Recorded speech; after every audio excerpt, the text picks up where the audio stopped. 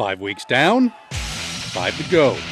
With the season at the halfway point, some teams were wrapping up conference play.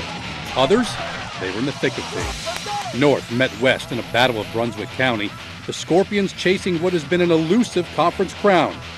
Hoggard continued its best start since winning a championship 4 years ago and looked to hang another W on the Q. And after opening league play on the road, state number 1 Wallace Rose Hill back in the dog pound, looking to take another bite out of the Tri-County. If you're starving for action, Friday Night Football is next. You're watching WECT's Friday Night Football with Bob Bonner and John Smith.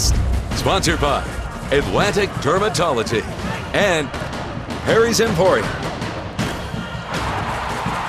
Why wait if you don't have to? A week after Laney remained unbeaten with a win over Northern Nash, Hoggard trying to stay perfect, facing the Q Foundation. Final non-league game of the season for the Vikings. Scoreless in the first. The defense doing a big. Sept Thomas recovering the fumble. The offense installs. So Falcons with the ball again and more defense. DJ Andrews, the big fellow, comes up with a pick. Vikings in business deep inside Q territory. And it didn't take them long. Sheldon Cooper gets the call, couple moves into the one. He would score on the next touch. It was 7-0 Vikings. Very next possession, Christian Pavaromo on the offense. In a 3rd and 11 hole, Michael Williams gets 13. They move the chains 2 plays later. It is Cooper who gets the call again, and this time we will show the touchdown because it was just that good. 14-0 Vikings there. That was in the second quarter, second play of the second quarter. And Hoggard rolls 38-22. The perfect record is intact. Their best start since they won it all in 07.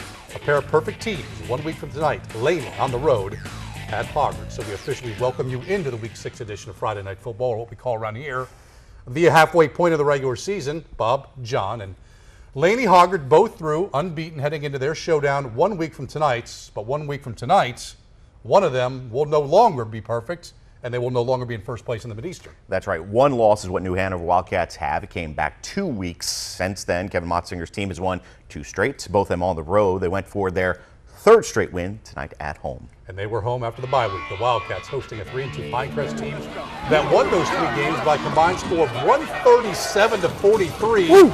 But it's the Wildcats on top in the second, 22-6 the score. The chains moving. New Hanover's defense moving as well because they were on the back of the quarterback. Mr. Scales in from 2 yards out. 2-point conversion good. Just like that, it's a 1-possession game. Wildcats, 3rd and 13. Bates Taylor and the offense rolling. Raheem Hewitt picks up big yards, moves 15 yards. That moves the chains to the first down. Taylor gives to Rashad Thompson. Ooh. Thompson showing the Wildcats also can claw it out on the ground, but they did what they did all night. Air attack. That's what they've done all season long. Taylor, Trayvon Brown just never gave up on the play. A 16-yard strike. It was 28-14. Pinecrest getting greedy towards the end of the half. But Talik Tony recovers the fumble. New Hanover led 28-14 at the break, and they put the pedal to the metal in the second. Wildcats cruise 45-29 for win number 1 at home. So 1 week from tonight, Mid-Eastern Conference play does begin. Wildcats hit the road yet again. They are at Newburgh. While New Hanover was finishing up its non-league schedule tonight, Wallace Rose Hill was on the field for their 2nd Tri-County matchup in as many weeks. Yeah, they began their defense on the conference championship in pretty convincing fashion. Knocked off Lakewood 31-6 a week ago. That win on the road. Tonight, though, back inside the friendly confines of Legion Stadium. And that's a place they won't see much of because after tonight's meeting with the Raiders, Wallace Rose Hill's back on the road for the next 2. What rain, Rob Ellis. Beautiful sky up at Teachie. First quarter, Wallace Rose Hill. DJ Jeffers picks up some big real estate. 26-yard run down to the 15, set up this. Ladarius Lanier in from 3 yards out. Just like that, the Bulldogs up 7-0. And if you're Midway, you don't want to get behind on this team. Midway quarterback Taylor Calkin sacked by Rogers Newton. 13-yard loss. Very next play, the defense continued to lay the wood. Trayvon McKenzie flat out levels Aaron Thurman for no gain. To the second quarter we go. And now it's the offense just growling. Ladarius Lanier scampers, moves it 26 yards into the end zone. It was 19-0 there, and that was just the tip of the iceberg. Wallace Rose Hill rips one tonight, 46-0. 1 week from tonight, on the road as we said, they will visit Trask. We stay in the Tri-County. In the last season, Union Pender combined for a total of 19 wins. They only have one. Tyrese Smith runs in for one of his 2 touchdowns. 8-0 Pender at that point. Well, Union with the ball now, and there's a big hit coming. He's going to cough up the ball. Pender Patriots take over. Tyrese Smith spin move, first down. Then it's a quarterback keeper. Just like that, 14-0 Patriots on top. We fast forward to the second quarter. Desmond Faison pass. He connects with Alfredo Garcia. An acrobatic catch, as they've written down here. Nice catch right down there for the first down. Still to the third quarter is 14-0. Reverse run by Garcia. That's going to score a touchdown. He spins out of the tackle, in for 6. Union long snapper launches it over the head of the running back. Smith runs in for 5. Pender, though, they go on to win big by the final, 30-12. Union at Hopton. James Keenan, they travel to Bragard to face the Patriots. Well, we've hit the halfway point here on Friday Night Football. When we come back, we'll make stops at North Brunswick, South Brunswick, Topsail, Harold Christian. We'll be right back. WECT's Friday Night Football on Facebook, and get caught up in the action.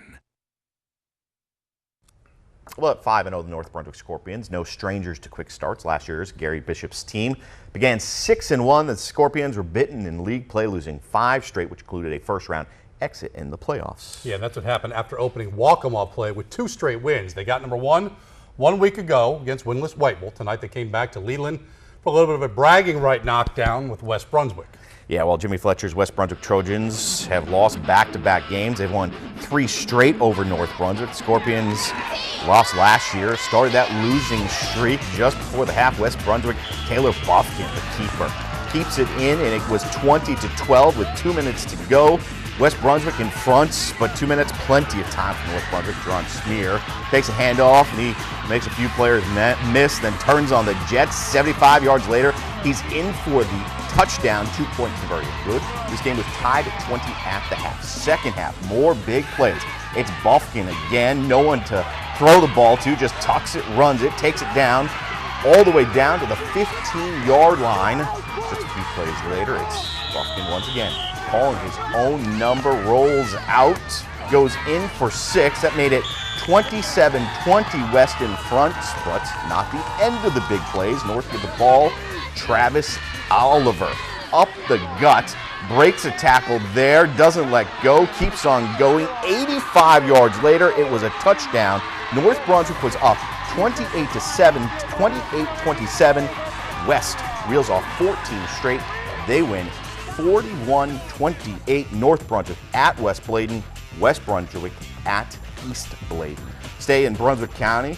We're down to Southport, 4-1 South Brunswick Cougars playing host to 1-4 West Bladen. Roman Kelly's Cougars looking to win 3 straight. Cougars, DeJohn Watts with a pitch to Greg Burton White. It's a halfback pass, and shoot that duck. The duck picked off by Willie Bostick. Takes it inside the Cougars' 30-yard line. Very next play, LeBron Long with a pitch. Makes a few guys miss. Down the sideline.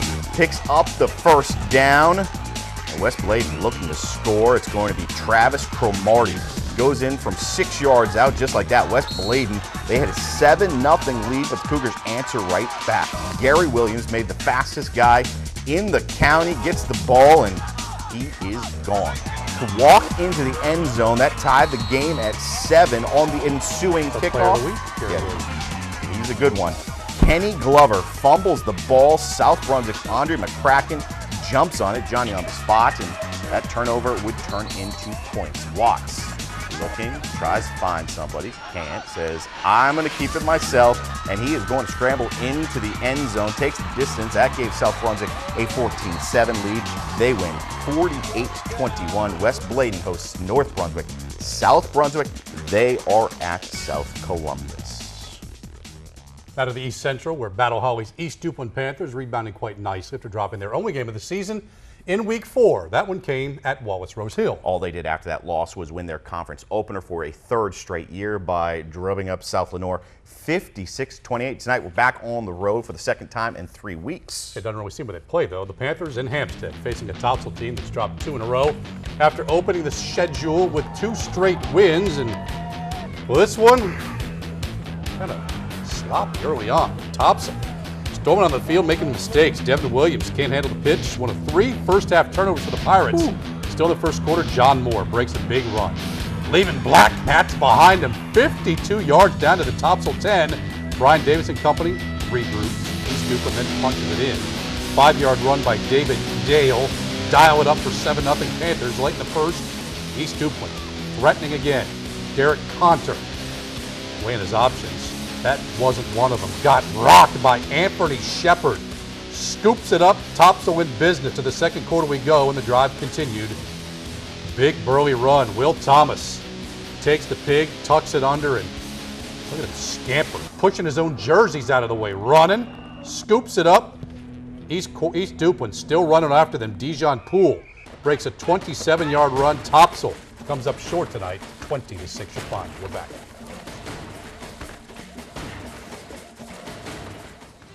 Merrill's Christian Academy wins. It's on the website. We're back next week. Jay Leno's next. Have a good night, everybody.